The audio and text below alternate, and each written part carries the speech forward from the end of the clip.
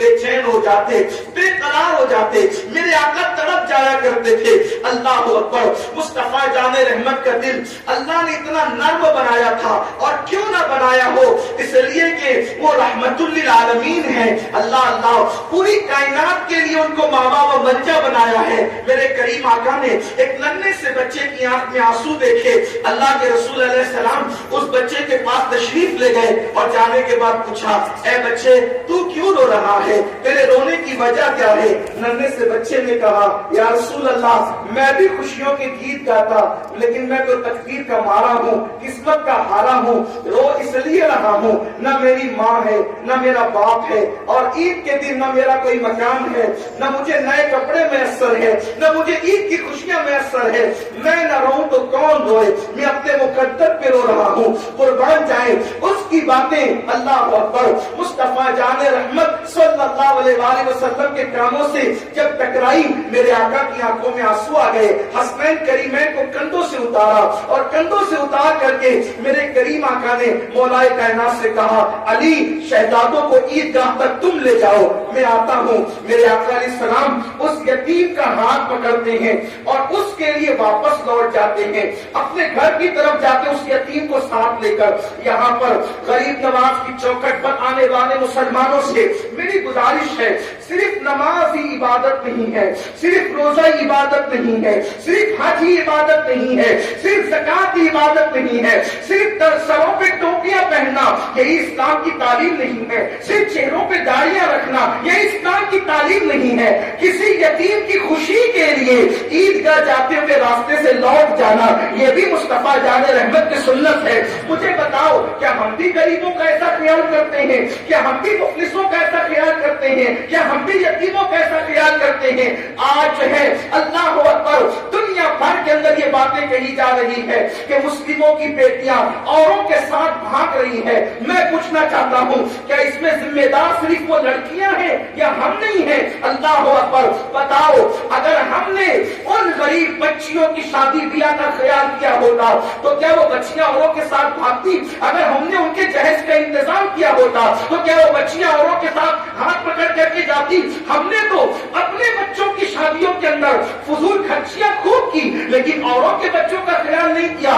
مصطفیٰ جان رحمت ایک یتیم کے لیے عیدگاہ جاتے ہوئے واپس لوٹ کر کے بتا رہے ہیں کہ تمہارا مال صرف تمہاری اپنی ذاتی ملکیت نہیں، تمہاری اپنی ذات کے لیے نہیں، بلکہ تمہارا مال یتیموں کے لیے بھی ہے، غریبوں کے لیے بھی ہے، مفلسوں کے لیے بھی ہے، کسی کی مدد کے لیے بھی ہے۔ اور میرے آقا علیہ السلام اس یتیم بچے کو لے کر کے واپس لوٹے ہیں تو اس کے لیے کپڑوں کا انتظام کیا گیا، اسے غسل کا انتظام کیا گیا، کپڑے وغیرہ سب اس بچے کو دے دیے گئے۔ اس کے بعد اس بچے سے کہا گیا، اے بچے اب تو خوش ہے نا، کیونکہ تجھے تو نئے کپڑے مل گئے، تجھے تو لباس بھی نیا مل گیا، اب تو خوش ہے نا؟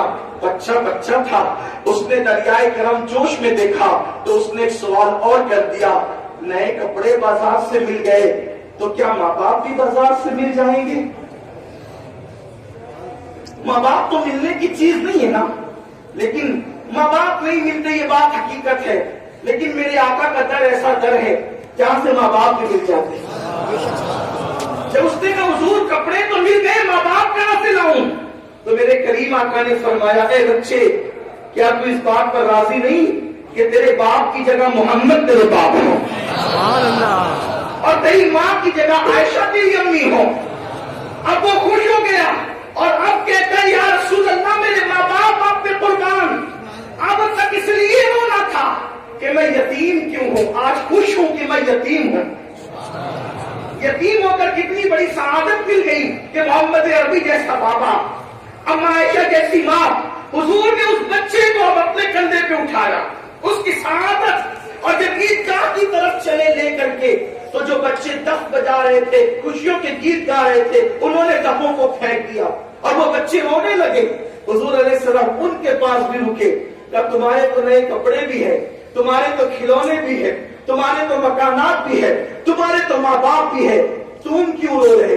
یہ اس لیے رو رہا تھا کہ کپڑے نہیں ہیں، اس لیے رو رہا تھا کہ گھر نہیں ہے، اس لیے رو رہا تھا کہ ماں باپ مر گئے ہیں، تمہارا تو سب ہے، تم کیوں روتے ہو؟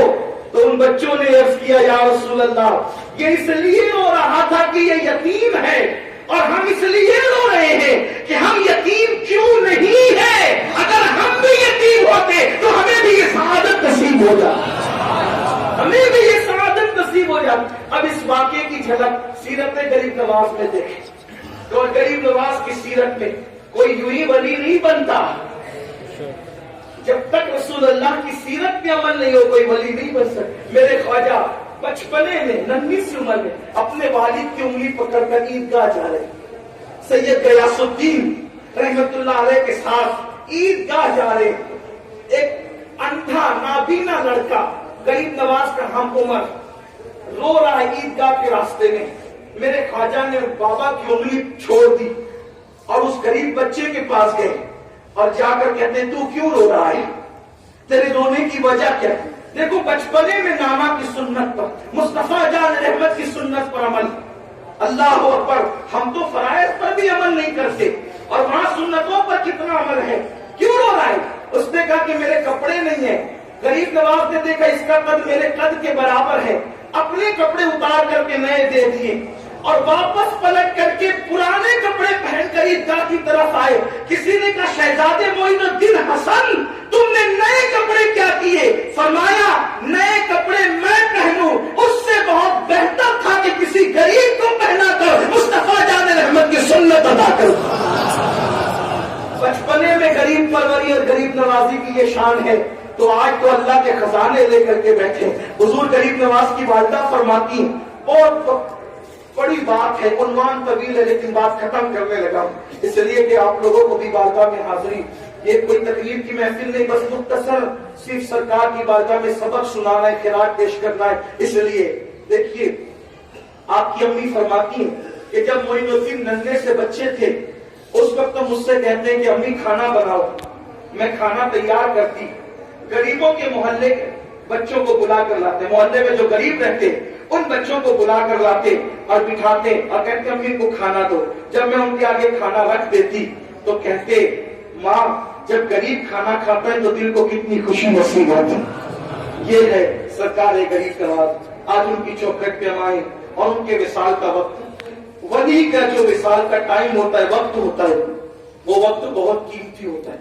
بلکہ ہمارے بزرگوں نے فرمایا جو دن ولی کے وصال کا دن ہوتا ہے اس دن اس سے ملاقات کے لیے روئے زمین کے سارے اولیاء حتیٰ کہ مولائے کائنات بھی تشریف لاتے ہیں. اس کی قبر میں اس سے ملاقات کے لیے, اس کی عزت بڑھانے کے لیے اس اولیاء کے ساتھ سردار اولیاء مولائے کائنات بھی آتے ہیں. یہ بات شاہ ولی اللہ محدث دہلوی نے لکھی ہے اور شاہ ولی اللہ محدث دہلوی اس شان سے لکھتے ہیں, فرماتے ہیں کہ ایک دن میں مدینہ منورہ حاضر تھا. اچھا وہ قافلہ کہاں سے چلتا ہے سوچو, مدینہ منورہ سے چلتا ہے.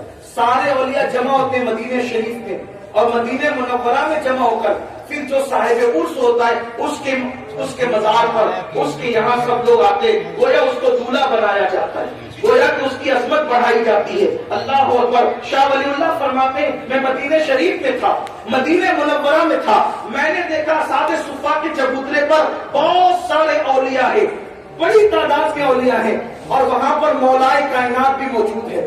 تو میں نے مولا علی سے پوچھا سرکار خاتم الولایت اتنے سارے اولیاء کو لے کر کہاں کا ارادہ ہے؟ تو آپ نے فرمایا آج ربیع الاخر کی 11 تاریخ ہے اور تم کو پتا نہیں آج عبد القادر جیلانی کا عرس ہے, سب وہیں پر جا رہے ہیں. اس سے پتا چلا صاحب عرس کے پاس ولی بھی آتے ہیں اور علی بھی آتے ہیں. ہم نجف اشرف نہیں جا سکتے, ہم نجف اشرف نہیں جا سکتے, لیکن اجمیر معلیٰ میں نجف کے جلوے اور خیرات اگر لینا چاہو تو آج کے دن لے سکتے ہیں. بس اپنی گفتگو سمیٹوں, بلکہ یہ تو آپ نے سنا کہ مولائے کائنات آتے, لیکن میرے خواجہ کی بات تو وہ بات ہے کہ جب رجب کی 6 تاریخ تھی, جس دن جس سال جس ساعت میں غریب نواز کا وصال ہوا, آپ کو پتا ہے غریب نواز کا وصال رجب کی صبح کے وقت ہوا. آپ کے سیرت نگاروں نے لکھا ہے رات میں آپ نے اپنے حجرے کا دروازہ بند کر دیا اور رات بھر اللہ کے ذکر کی آواز آئی, لیکن صبح کو فجر کی نماز کے لیے آپ حجرے سے باہر نہیں نکلے اور وہ آواز پھر ختم ہو گئی. تو جب اندر جا کر کے دیکھا گیا تو سرکار غریب نواز کا وصال ہو چکا تھا. اور یہ بہت مشہور روایت ہے, بہت سب سیرت نگاروں نے لکھا کہ جب آپ کا وصال ہو گیا تھا تو آپ کی پیشانی پر نور کے قلم سے لکھا ہوا تھا ھذا حبیب اللہ مات فی حب اللہ, کہ یہ اللہ کا حبیب ہے اور اللہ کی محبت میں دنیا سے گیا ہے. تو سرکار غریب نواز رضی اللہ تعالیٰ عنہ جب دنیا سے جس صبح کو تشریف لے گئے, یعنی رجب کی 6 تاریخ کو, تو روئے زمین کے اکثر ولیوں نے اللہ کے نبی صلی اللہ علیہ وسلم کو حالت خواب میں اجمیر شریف کی زمین پہ چلتے دیکھا. 6 رجب کو اللہ کے رسول علیہ السلام کو اجمیر مقدس کی گلیوں میں چلتے دیکھا. اکثر اولیاء کرام روئے زمین کے, تو انہوں نے پوچھا یا رسول اللہ صلی اللہ علیہ وآلہ وسلم, آج آپ اجمیر شریف کی زمین پہ نظر آ رہے ہیں, آپ اجمیر شریف کی زمین پہ کیوں نظر آ رہے ہیں؟ آقا ہمارے ماں باپ آپ پہ قربان. تو اللہ کے رسول نے فرمایا آج میں اپنے معین الدین کو لینے کے لیے آیا ہوں.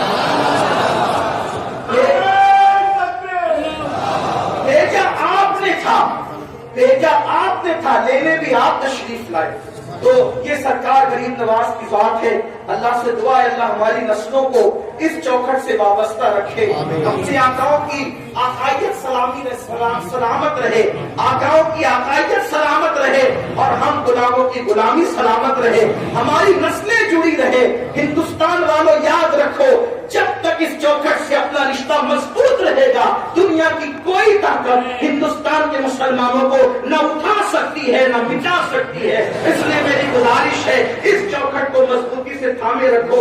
اپنی نسلوں کو بتاؤ کہ جو ہمیں کلمے کی دولت نصیب ہوئی ہے اسی آستانے سے نصیب ہوئی ہے. اور آپ کو بتا دوں کہ حضور علیہ السلام کی سیرت کا میں باہر ذکر کر رہا تھا نا, کہ حضور علیہ السلام کی سیرت کا عکس جمیل جو ہے وہ غریب نواز کی زندگی میں نظر آتا ہے. ایک پہلو یہ بھی ہے کہ کسی نبی کے ہاتھ پر, توجہ کریں, کسی نبی کے ہاتھ پر اتنے کافروں نے کلمہ نہیں پڑھا جتنے میرے نبی کے ہاتھ پر کلمہ پڑھا, اور کسی ولی کے ہاتھ پر اتنے کافروں نے کلمہ نہیں پڑھا جتنے میرے غریب نواز کے ہاتھ پر کلمہ پڑھا. اللہ تعالیٰ سب کو توفیق عطا فرمائے اور ہماری مرادیں اللہ تعالیٰ پوری فرمائے. صلاۃ والسلام کی یا نبی سلام علیکہ